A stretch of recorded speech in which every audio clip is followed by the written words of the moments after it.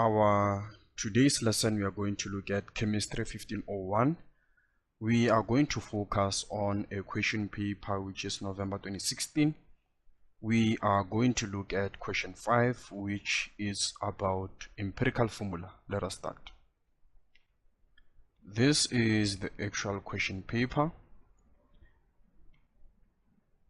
It says hexachlorophene contains 38.38% of carbon, 1.49% of hydrogen, 7.86% of oxygen, and 52.27% of chlorine by mass. What is the empirical formula of hexachlorophene? Remember the first step based on lesson 101 of empirical formula.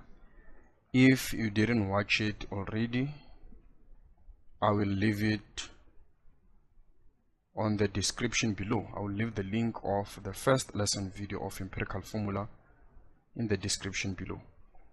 Now let us look at this. The first step, we need to line up our elements, which the first one is carbon, the second one is hydrogen, the third one is oxygen, and then we have chlorine. Now it says we have 38.38% of carbon, we have 1.49% of hydrogen, we have 7.86% of oxygen, and then we have 52.27% of chlorine. Now the first step, we need to convert these percents to masses in grams. So we simply replace the percentage symbol with grams. Grams, we have 7.86 grams, we have 52.27 grams. From here we need to calculate the number of moles of each element. So we have carbon, hydrogen, oxygen, and chlorine. So carbon, we have, well, the equation is like this. So for the remaining elements, I'm just going to substitute, and then we know that M is the mass in grams, and then this is the molar mass. So the mass in grams for carbon, we have 38.38 over the molar mass of carbon, it's 12, and is equals to oxygen, we have 1.49 over 1, and then for oxygen we have 7.86 over 16, and then lastly for chlorine we have 52.27 over 35.5. Remember, these values are simply molar masses. We actually take them from the periodic table.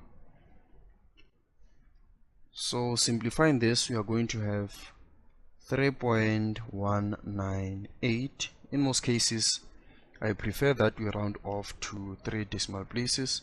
And then this one we have 1.49, and then we have 0.491, 1.472. So from here we need to look at the smallest number of moles. We can see that it's oxygen.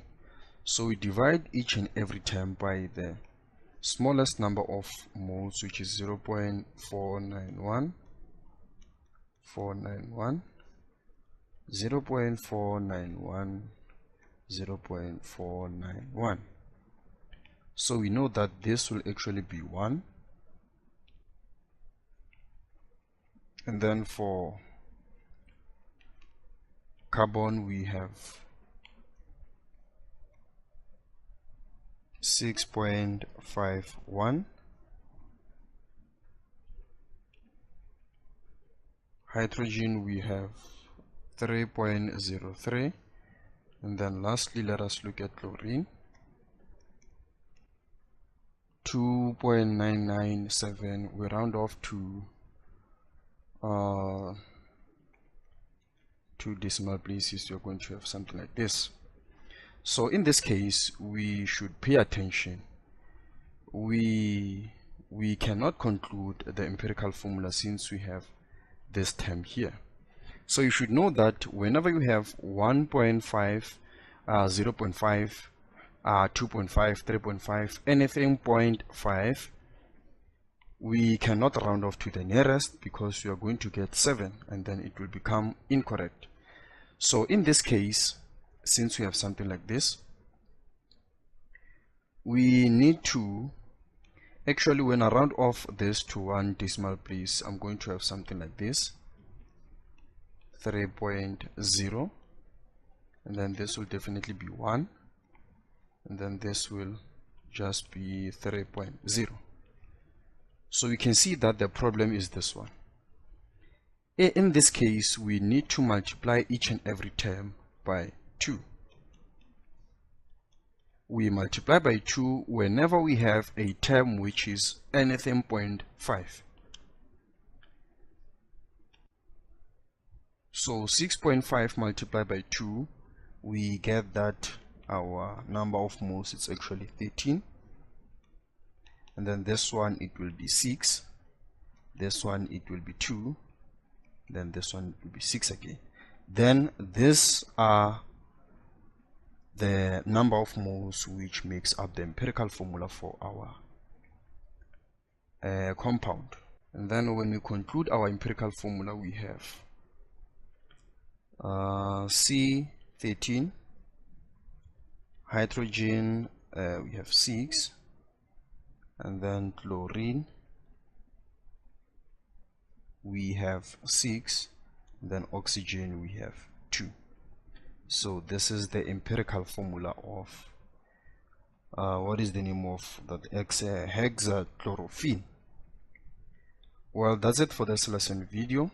There is another lesson video based on another question paper looking at the very same question, which is empirical formula. This is Bahula SJ. Thank you very much.